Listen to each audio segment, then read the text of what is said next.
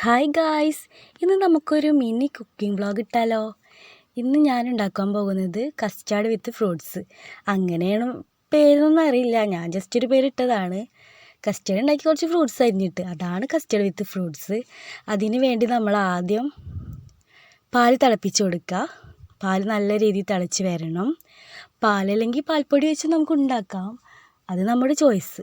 ഞാനിവിടെ പാലെടുത്തിട്ടുള്ളത്. ഇനി നമുക്ക് വേറെ പാത്രത്തിൽ കുറച്ച് കസ്റ്റർഡ് പൗഡർ ഇട്ട് കൊടുക്കാം.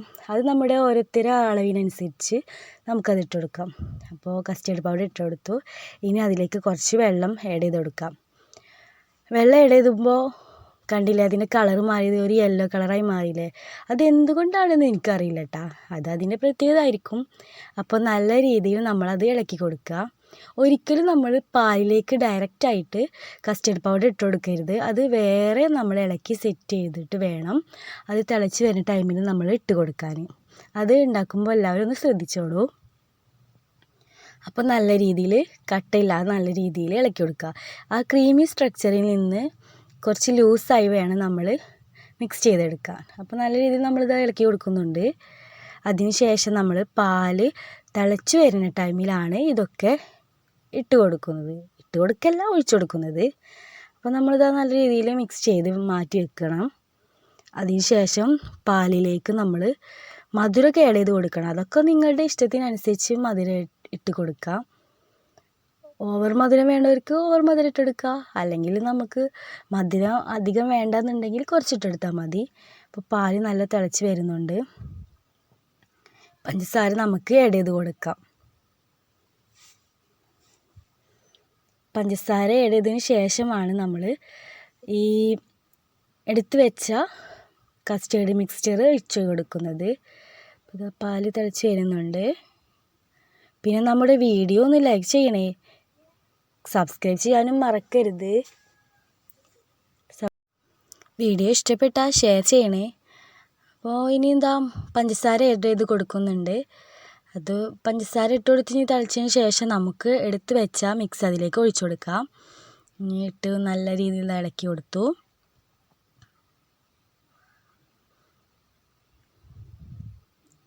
നമ്മൾ പാലായതുകൊണ്ട് ഒന്ന് ശ്രദ്ധിക്കണം, അല്ലെങ്കിൽ അടി പിടിക്കും, അല്ലെങ്കിൽ തിളച്ച് പോകും.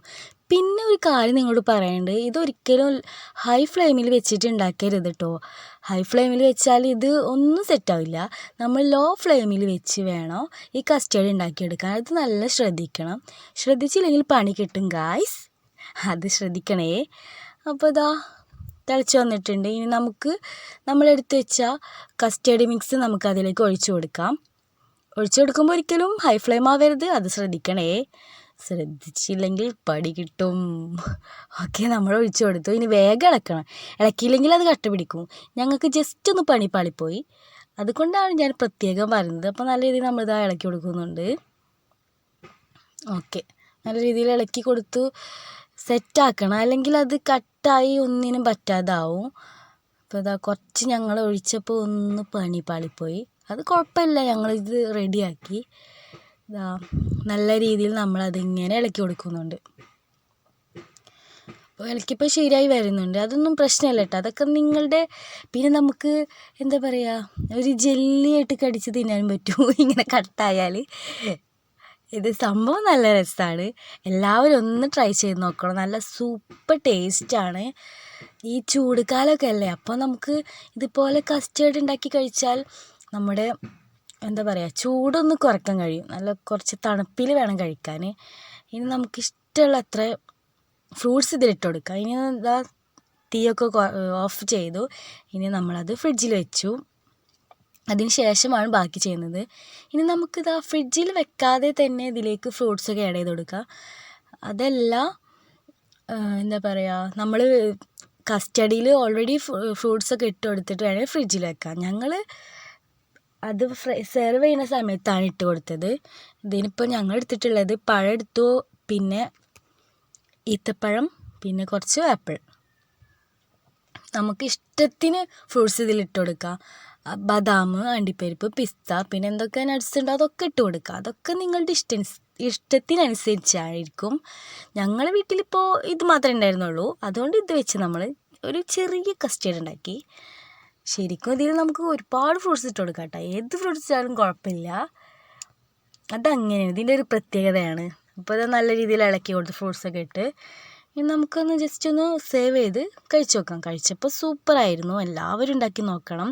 ഉണ്ടാക്കി നിങ്ങളുടെ കമൻറ്റ് അറിയിക്കാൻ മറക്കരുത്. പിന്നെ ചാനലിന് സബ് ചെയ്തോളൂ.